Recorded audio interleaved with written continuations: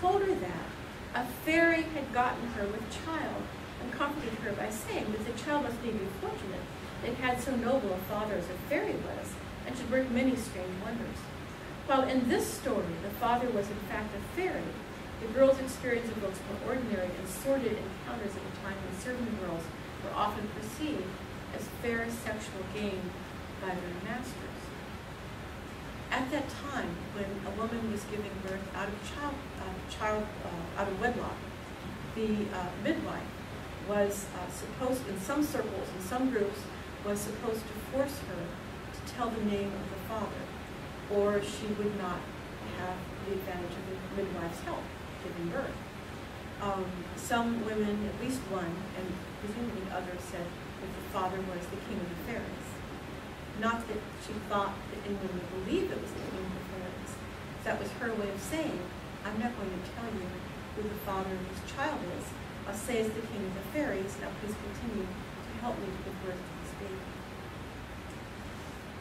So again, a white lie. A lie that is not really a lie because it's not intended to deceive. It's intended to cover, which is different. 1665 edition of Reginald Scott's Discovery of Witchcraft, which came out first in 1598, around that time. Later edition. The nightly escapades of jocund and facetious spirits who, like fairies, pinched maids black and blue at night, escalated to kidnapping and even mutilation, according to this account in Scott's work. Many such, my goodness, have been taken away by said spirits for a fortnight or a month together, being carried with them in chariots through the air, over hills and dales, rocks and precipices, till at last they have been found lying in some meadow or mountain, bereaved of their senses, and commonly of one of their members to boot. I guess members being perhaps castrated males, since we might be talking about females. Okay, what is this about?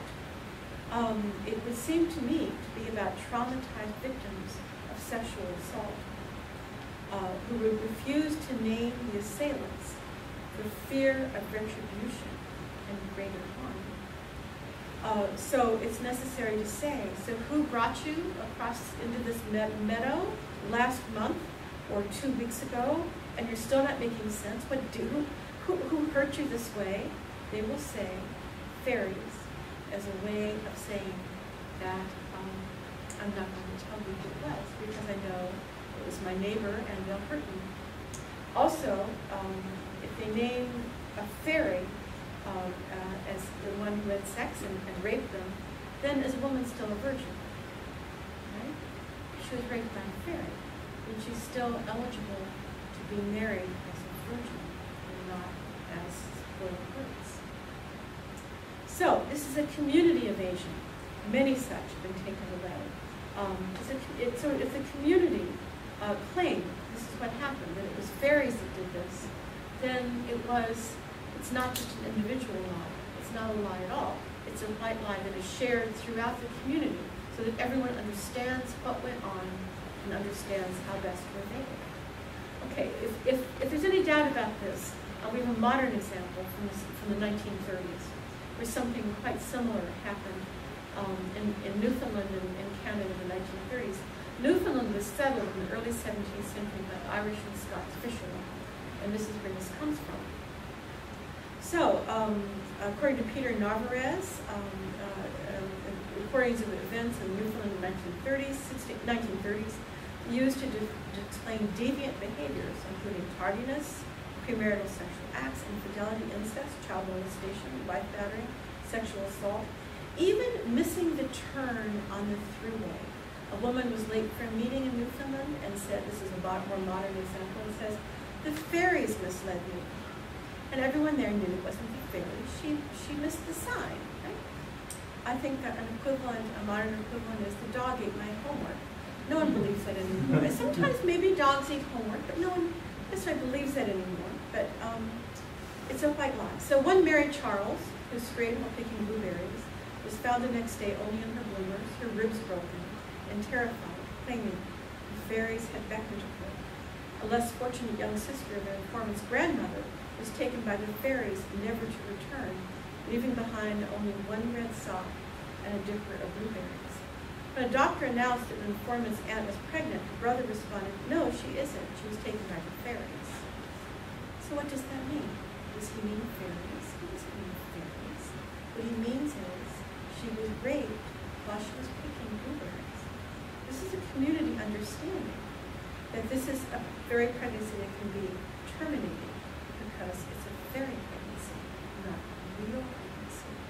Now, Narvaez is reporting didn't tell us how the doctor responded.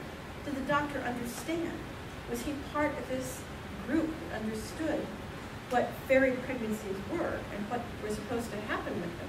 Was he part of this socioeconomic group? Or did he just think that the uncle, the brother of this aunt, was insane?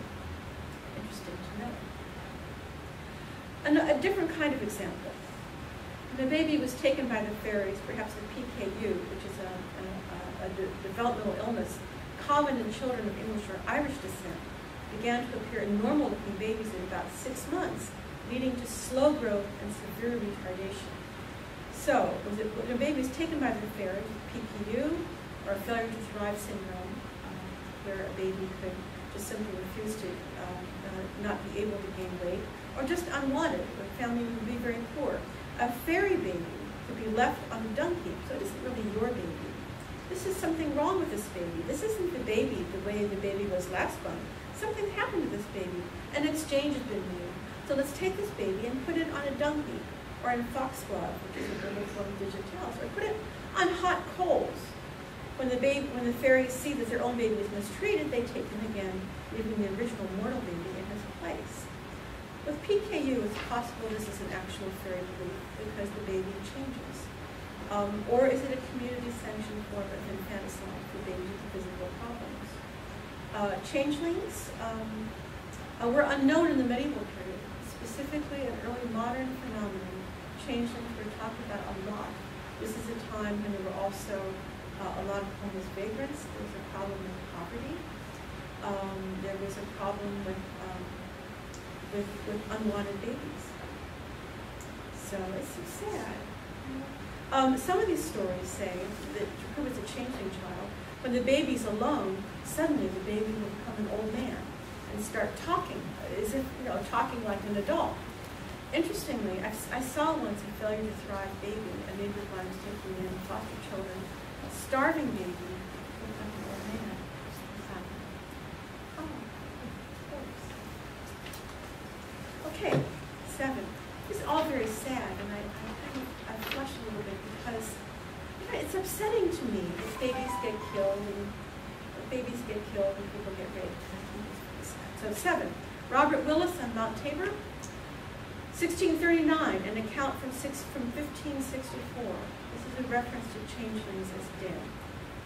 Such an accident, by relation of others, befell me within a few days after my birth, while my mother lay of me, being her second child, when I was taken out of the bed from her side, and by my sudden and fierce crying recovered again, being found sticking between the bed's head and the wall.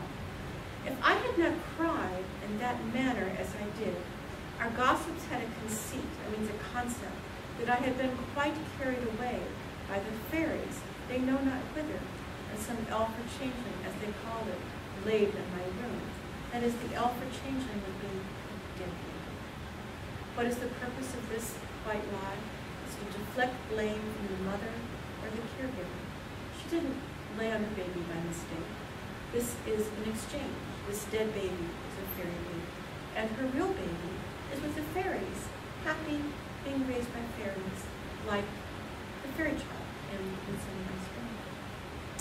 As late as the 19th century, 1895, in Ireland, a young woman named Bridget Carey was suspected of being a changeling after she felt ill of catarrh and nervous excitement. Over a period of several days, her husband's relatives burned her with a hot poker to elicit her confession of her fairy identity until she died. When they buried her, they claimed she had gone with the fairies, a way of talking about